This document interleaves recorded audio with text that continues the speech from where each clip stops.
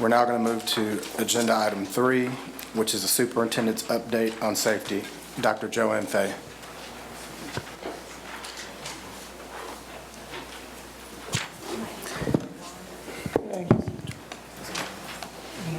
Oh, yeah. Good deal. And so I've been asked by the Board of Trustees to provide an update on safety for Killeen ISD.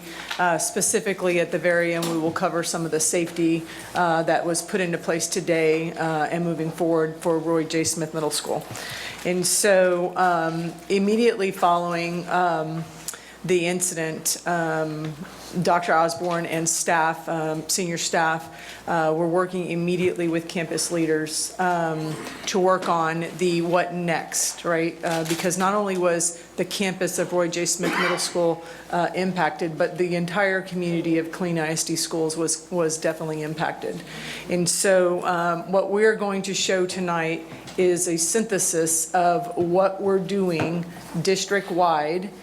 This could be happening at certain schools, it could be happening district-wide, it could be happening at only certain schools. So I will provide that information to the board and also to the public. And so entry and security enhancements, increased use of metal detection systems, our evolved weapon systems, and bag checks at our entrances. Keep in mind, not all of our campuses have evolved systems, nor do they all have metal detectors, nor do they all have the wanding that we have in certain locations. Expanded wand searches for late arrivals and high-risk students who have exhibited continued volatile behaviors on campus. Those would be identified by campus administration, and then as they're coming into our system, we would make sure that those students are being checked effectively.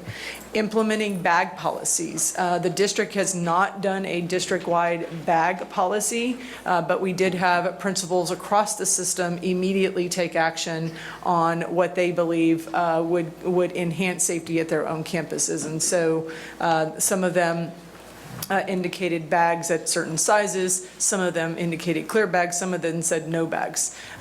We did not take a stance at Killeen ISD as a district on that issue. Those were issues that our principals were taking on by themselves. We are looking at creating a district-wide policy on bags and how we're going to move forward as a system. We did not want to put a burden on our parents at this time to make a change because that impacts pocketbooks.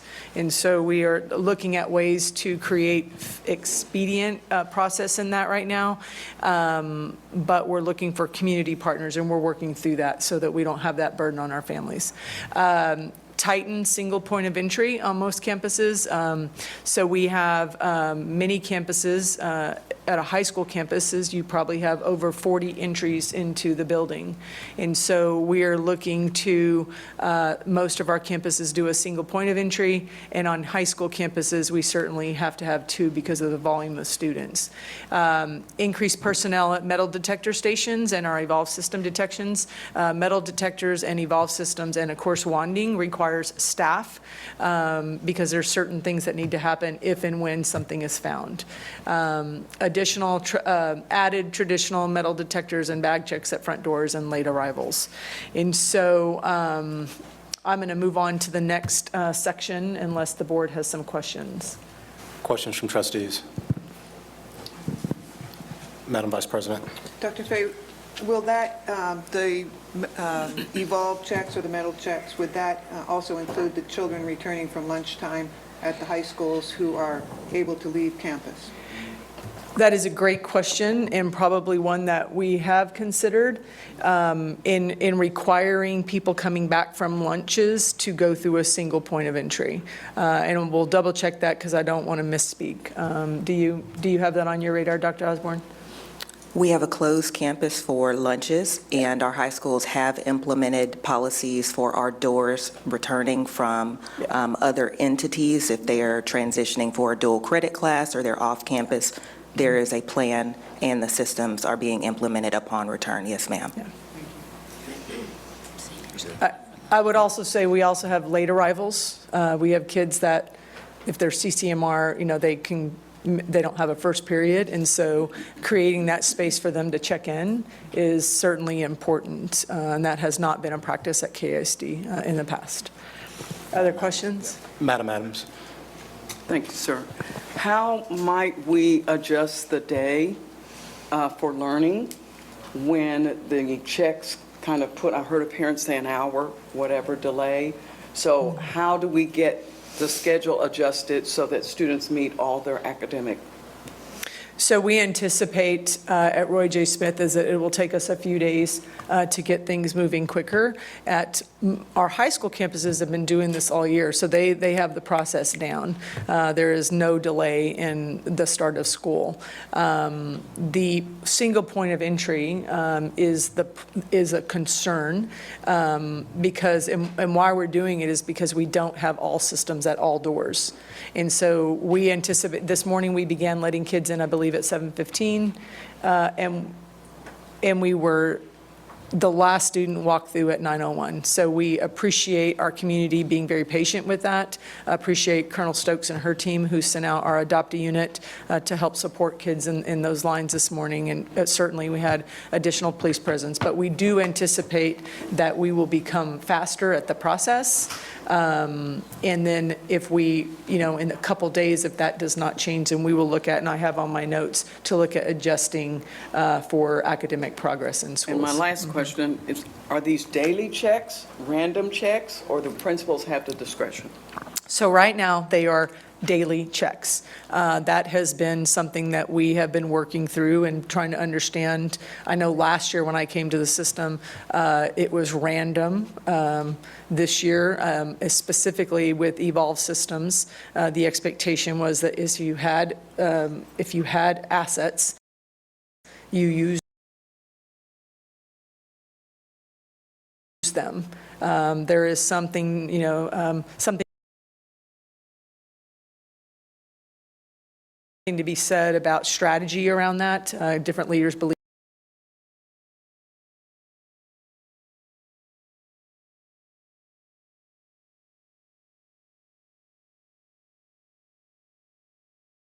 if you had assets, it was random. This year, specifically with Evolve Systems, the expectation was that if you had assets, you use them. There is something, something to be said about strategy around that. Different leaders believe different things. We have an expectation that if we have used our dollars to support safety and security on our campuses, that they should be in full implementation on a daily basis. And I have confirmed this afternoon that that is an expectation that was set with the principals last week in the event that it was not happening. The issue that we're grappling with at a district level is the checks and balances of that. Who reports, who is monitoring, who is auditing, and make sure that those things are happening. And so with the Evolve systems, we can track the number of students who go through those systems, but with our metal detectors and wanding, of course, we can't track that. Any other? Mr. Gilchrist. I wanted to talk about the backpack policy, and I wanted to make sure that I understood what you were saying. Are you saying that if we implement it before the end of the school year district-wide, we're trying to find community partners to help offset some of that cost, or are we trying to go to clear backpacks or no backpacks, or? We would like to go to clear backpacks. That is the movement forward. We have done the research on cost. And then in our conversations and looking to community partners to help us with that. So yeah, the other things that are happening is complete bag checks at the doors, right? So we feel confident that we would not necessarily have to pull that trigger right now, but moving forward, that would be the plan, and that we give our community space to be prepared for that. Madam Adams. Dr. Fay, is there any indication that we possibly could go to the clear backpacks as we do a textbook? Check out a backpack? Is that something We're that in looking conversations into? about that, actually, Because I'm yes. concerned about the cost, and if I really feel like it should be just like a textbook. We just give them a clear backpack. But that's just me. Yeah. Thank you for that feedback. Any other questions for Dr. Fay? Okay. Campus supervision and hallway monitoring. One of the things that is an inconsistent thing is the expectations that we have at different campuses for how we monitor hallways, how we monitor entries, what are the expectations from campus leadership. And so coming together with all the principals across the district last week, an expectation for increased hallway supervision throughout the day to reduce student wandering.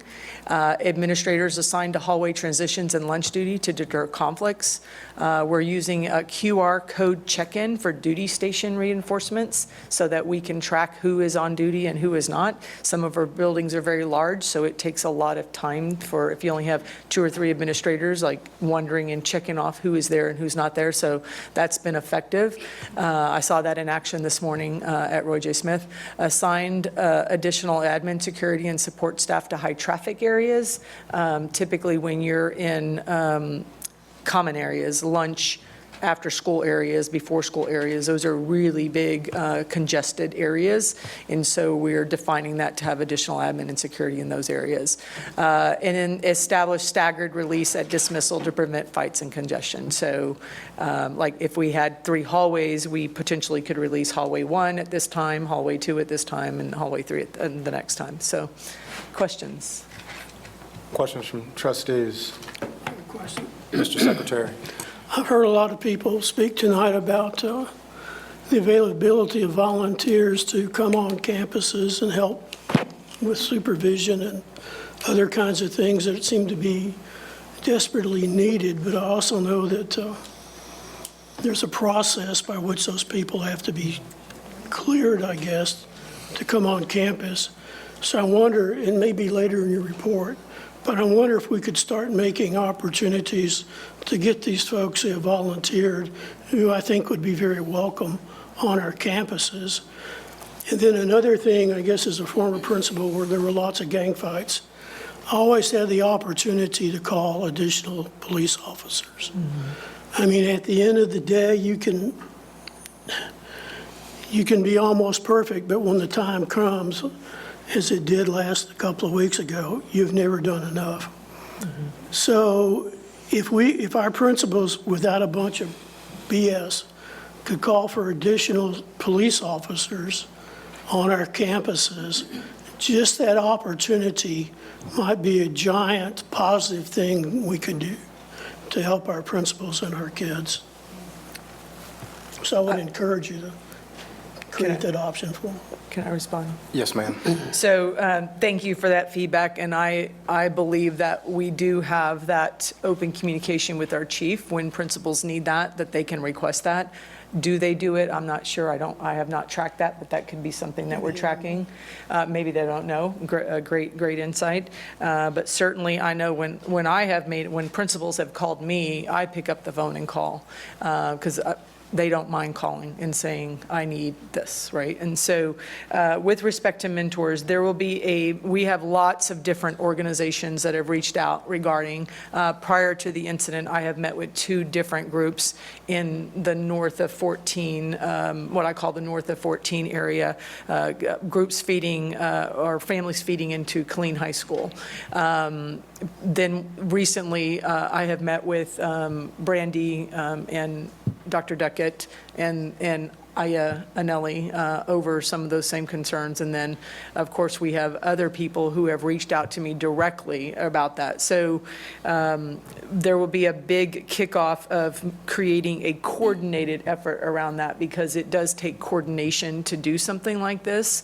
And it has to be something that we do as an all-the-time thing. And so some of the work that Anjanette Wilkerson and I have been talking through in this process is setting up a true plan so that it's not just one-offs, like it's a true plan.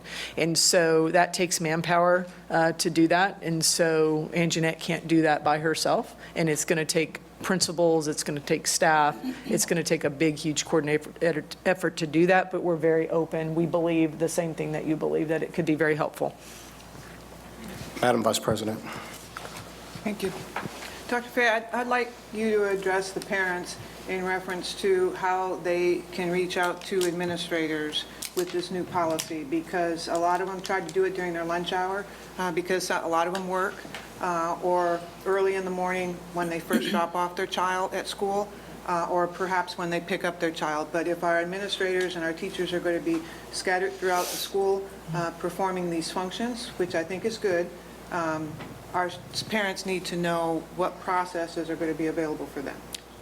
For them to communicate directly with admin? Yes. Or with the district? With the admin at the school. Okay. If they want an appointment with an AP or with the teachers, and et cetera. Because a lot of people are accustomed to just being able to talk with the teacher or set up an appointment or just stop by after school or during lunch hour, and that may not be available. Great question. My recommendation is that we would call, work through the receptionist to set that up, or email the principal directly, but we can probably come up with a much more solidified plan and communication plan around that.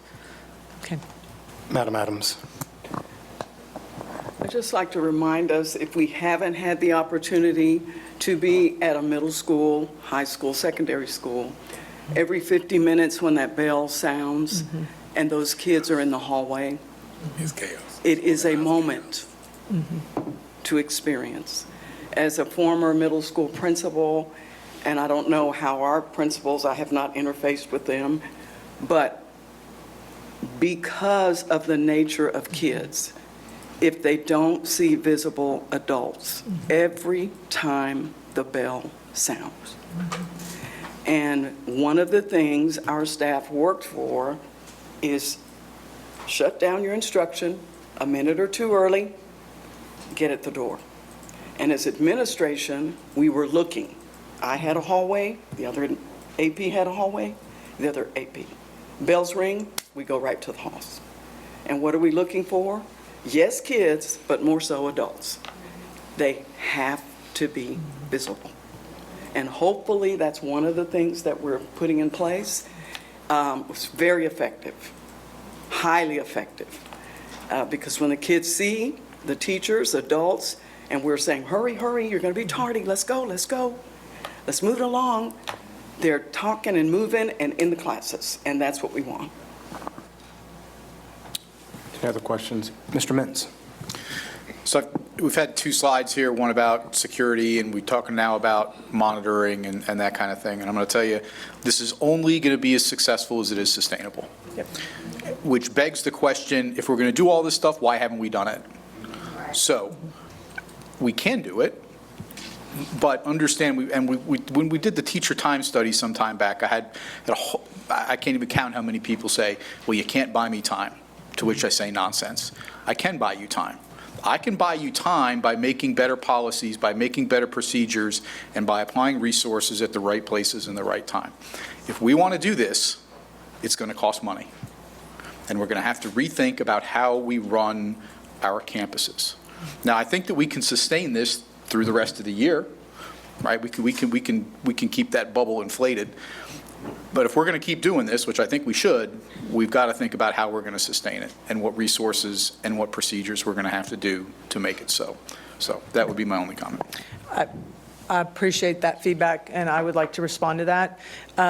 We have some excellent operational leaders in our district, excellent, who do exactly what you just said, who do sustain this plan already. We don't have a consistent expectation of what that looks like as a district. So when you don't have that consistent expectation as a district, you have one-offs. You have maybe brand new principals who don't know, or you have a campus that's been relatively calm and they've become a little lax, right? And those are things that we're learning through this process. And we have some excellent operational leaders who run a tidy ship. And then you have some leaders that just lack the, and I don't really want to say, I think lack the experience and expectations for the work, because there's such a shift in focus around monitoring instruction. I think that we've moved away from the expectation that our primary responsibility is to run a tidy, safe ship for our kids to get that education. And so definitely some of the changes in expectations, not only for leaders, but for how we monitor our hallways. There's only 4 leaders on a campus, right? But there's a lot of staff around campus, including counselors and at-risk, and a lot of times during those passing periods, those people are wrapped up in something, in their offices, or they're in a meeting with a parent. And so working around that so that it becomes a priority. And one of my leaders would always say, what are you doing that you're so busy that you can't be in a hallway, right? And I think that needs to become the motto of leadership, is what are we doing that's so important that we can't monitor what's going on in our hallways? And so that would be my response, Oliver. Mr. Mintz.